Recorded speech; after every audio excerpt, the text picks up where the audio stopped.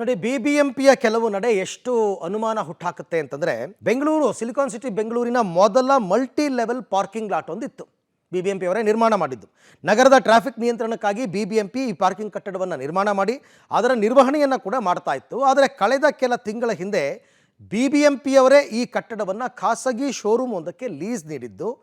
ಯಾಕೆ ಬಿಬಿಎಂಪಿ ಅವರ ಹತ್ರ ದುಡ್ಡೇ ಇಲ್ವಾ, ಅದಕ್ಕೋಸ್ಕರ ಇದನ್ನು ಲೀಸ್ ಕೊಟ್ರ ಅಂತಕ್ಕಂಥ ಅನುಮಾನ ಮೂಡ್ತಾ ಇದೆ. ನೋಡಿ, ಬಿಬಿಎಂಪಿ ಖಜಾನೆಯಲ್ಲಿ ಹಣ ಖಾಲಿ ಆಯ್ತಾ? ಪಾಲಿಕೆ ಪಾರ್ಕಿಂಗ್ ಜಾಗ ಖಾಸಗಿ ಶೋರೂಮ್ಗೆ ಲೀಸ್. ಹೌದು, ಬೆಂಗಳೂರಿನ ಜೆಸಿ ರೋಡ್ನಲ್ಲಿರುವ ಮಲ್ಟಿ ಲೆವೆಲ್ ಪಾರ್ಕಿಂಗ್ ಅನ್ನು 1996ರಲ್ಲಿ ನಿರ್ಮಾಣ ಮಾಡಲಾಗಿತ್ತು. ಇದು ನಗರದ ಮೊದಲ ಮಲ್ಟಿ ಲೆವೆಲ್ ಪಾರ್ಕಿಂಗ್ ಲಾಟ್ ಕೂಡ ಆಗಿತ್ತು. ಮಾಜಿ ಪ್ರಧಾನಿ ಎಚ್.ಡಿ. ದೇವೇಗೌಡರು ಕರ್ನಾಟಕದ ಸಿಎಂ ಆಗಿದ್ದಾಗ ನಿರ್ಮಾಣ ಆದಂತಹ ಮಲ್ಟಿ ಲೆವೆಲ್ ಪಾರ್ಕಿಂಗ್ ಅನ್ನು ಈಗ ಬಿಬಿಎಂಪಿ ಖಾಸಗಿ ಶೋರೂಮ್ ಒಂದಕ್ಕೆ ಲೀಸ್ ಕೊಡುವ ಮೂಲಕ ವಿವಾದಕ್ಕೆ ಸಿಲುಕಿದೆ. ಹೇಳಿ ಕೇಳಿ ಜೆಸಿ ರೋಡ್ ಅತಿ ಹೆಚ್ಚು ವಾಹನ ದಟ್ಟಣೆ ಇರುವ ಪ್ರದೇಶ. ಕೇವಲ ಬೆಂಗಳೂರು ಮಾತ್ರವಲ್ಲದೆ ಹೊರ ಜಿಲ್ಲೆ ಹೊರ ರಾಜ್ಯಗಳಿಂದಲೂ ಕೂಡ ಹೆಚ್ಚಿನ ಸಂಖ್ಯೆಯಲ್ಲಿ ಜನ ಬರುವಂತಹ ಜಾಗ.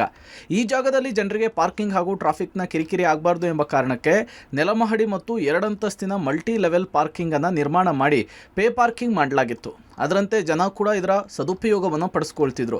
ಆದರೆ ಕೆಲ ತಿಂಗಳ ಹಿಂದೆ ಬಿಬಿಎಂಪಿ ತನ್ನ ಕಟ್ಟಡದ 2 ಅಂತಸ್ತಿನ ಮಹಡಿಯನ್ನು ಲೀಸ್ಗೆ ಕೊಟ್ಟಿದೆ. ಸಂಪೂರ್ಣ ಕಟ್ಟಡ ಪಾರ್ಕಿಂಗ್ ಆಗಿತ್ತು. ಆದ್ರೀಗ ಕಟ್ಟಡದ ಕೆಳಮಹಡಿ ಮಾತ್ರ ಪಾರ್ಕಿಂಗಿಗೆ ಬಿಟ್ಟು ಉಳಿದೆರಡು ಅಂತಸ್ತನ್ನು ಸಂಪೂರ್ಣವಾಗಿ ಖಾಸಗಿ ಶೋರೂಮ್ಗೆ ಲೀಸ್ಗೆ ಕೊಟ್ಟಿದ್ದಾರೆ. ಇದರಿಂದ ಲೀಸ್ ಪಡೆದ ಖಾಸಗಿಯವರು ನೆಲಮಹಡಿಯನ್ನು ಬಿಟ್ಟು ಮೇಲಿನ ಅಂತಸ್ತುಗಳನ್ನು ಬಳಕೆ ಮಾಡ್ತಿದ್ದು, ಇದರಿಂದ ಹೆಚ್ಚು ವಾಹನಗಳು ಪಾರ್ಕಿಂಗ್ ಮಾಡುವುದಕ್ಕೆ ಸಾಧ್ಯವಾಗ್ತಿಲ್ಲ. ಸದ್ಯ ಪಾರ್ಕಿಂಗಿಗಾಗಿಯೇ ನಿರ್ಮಾಣವಾಗಿದ್ದ ಕಟ್ಟಡವನ್ನು ಬಿಬಿಎಂಪಿ ಖಜಾನೆ ತುಂಬಿಸುವ ಕಾರಣಕ್ಕಾಗಿಯೇ ಖಾಸಗಿಯವರಿಗೆ ಬಿಟ್ಟುಕೊಟ್ಟಿದೆಯಾ ಅನ್ನುವಂತಹ ಪ್ರಶ್ನೆ ಎದ್ದಿದೆ. ಬಿಬಿಎಂಪಿ ನಗರದ ಕೆಲವೆಡೆಗಳಲ್ಲಿ ಮಲ್ಟಿ ಲೆವೆಲ್ ಪಾರ್ಕಿಂಗ್ ಅನ್ನು ಮಾಡಿತ್ತು. ಬಟ್ ಆದರೆ ಆ ಮಲ್ಟಿ ಲೆವೆಲ್ ಪಾರ್ಕಿಂಗ್ ಅನ್ನು ಈಗ ಕೇವಲ ಒಂದು ಹಂತಕ್ಕೆ ಮಾತ್ರ, ಅಂದರೆ ಒಂದು ಕಡೆ ಮಾತ್ರ ಪಾರ್ಕಿಂಗ್ ಅನ್ನು ಮಾಡಿ ಒಂದು ಲೆವೆಲ್ನಲ್ಲಿ ಮಾತ್ರ ಪಾರ್ಕಿಂಗಿಗೆ ಅವಕಾಶವನ್ನು ಕೊಟ್ಟು ಬಾಕಿ ಜಾಗವನ್ನು ಲೀಸ್ಗೆ ಕೊಟ್ಟಿದೆ. ಗಮನಿಸ್ತಾ ಇರ್ಬೋದು, ಇದು ಜೆಸಿ ರೋಡ್ನಲ್ಲಿ ಇರುವಂತಹ ಬೆಂಗಳೂರಿನ ಮೊದಲ ಮಲ್ಟಿ ಲೆವೆಲ್ ಪಾರ್ಕಿಂಗ್ ಏನಿದೆ, ಅದು ಸಾಮಾನ್ಯವಾಗಿ ಜೆಸಿ ರೋಡ್ ಅತಿ ಹೆಚ್ಚು ಟ್ರಾಫಿಕ್ ಇರುವಂತಹ ಪ್ರದೇಶ. ಹೆಚ್ಚು ವಾಹನಗಳು ಕೇವಲ ರಾಜ್ಯದಿಂದ ಮಾತ್ರ ಅಲ್ಲ, ಬೇರೆ ಬೇರೆ ರಾಜ್ಯಗಳಿಂದಲೂ ಕೂಡ ಜೆಸಿ ರೋಡ್ಗೆ ಹೆಚ್ಚಾಗಿ ಬರ್ತಾ ಇರುತ್ತೆ. ಬರುವಂಥ ವಾಹನಗಳಿಗೆ ಪಾರ್ಕಿಂಗ್ ಸಮಸ್ಯೆ ಆಗಬಾರ್ದು ಅನ್ನುವಂಥ ಕಾರಣಕ್ಕಾಗಿ ಪೇಂಡ್ ಪಾರ್ಕಿಂಗನ್ನು ಮಾಡಿತ್ತು. ಆ ಮಲ್ಟಿ ಲೆವೆಲ್ ಪಾರ್ಕಿಂಗನ್ನು ಈಗ ಮೇಲ್ಭಾಗದ 2 ಫ್ಲೋರ್ಗಳೇನಿದು ಆ ಫ್ಲೋರ್ಗಳನ್ನು ಬಾಡಿಗೆ ಖಾಸಗಿ ಶೋರೂಮ್ ಒಂದಕ್ಕೆ ಬಾಡಿಗೆಯನ್ನು ನೀಡಿದೆ.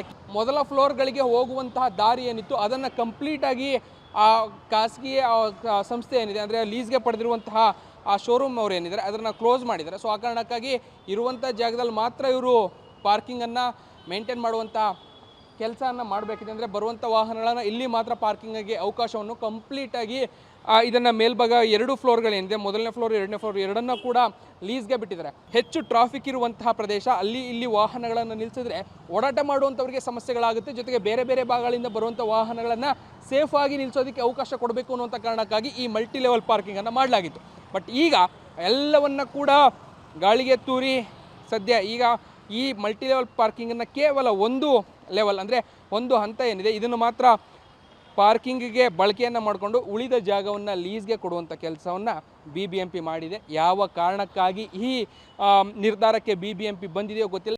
ಇನ್ನು ಮುಂದಿನ ದಿನಗಳಲ್ಲಿ ಆ ಭಾಗದಲ್ಲಿ ವಾಹನಗಳು ಹೆಚ್ಚಾಗುವ ಸಾಧ್ಯತೆ ಕೂಡ ಇದೆ. ಇದರಿಂದ ಮುಂದಿನ ದಿನಗಳಲ್ಲಿ ರಸ್ತೆಯಲ್ಲಿಯೇ ಪಾರ್ಕಿಂಗ್ ಲಾಟ್ನಲ್ಲಿ ಜಾಗ ಸಾಲದೆ ವಾಹನಗಳು ರಸ್ತೆಯಲ್ಲಿ ನಿಲ್ಲುವಂತಹ ಪರಿಸ್ಥಿತಿ ಎದುರಾದರೆ ಮತ್ತಷ್ಟು ದಟ್ಟಣೆ ಉಂಟಾಗುವ ಸಾಧ್ಯತೆ ಇದೆ. ಸದ್ಯ ಬಿಬಿಎಂಪಿ ಈ ನಿರ್ಧಾರವನ್ನು ಯಾಕೆ ಮಾಡ್ತು ಅನ್ನೋದ್ರ ಬಗ್ಗೆ ಖುದ್ದು ಬಿಬಿಎಂಪಿಯೇ ಸ್ಪಷ್ಟನೆ ಕೊಡಬೇಕಿದೆ. Raghu Mariswamy, metro bureau, public TV, Bengaluru.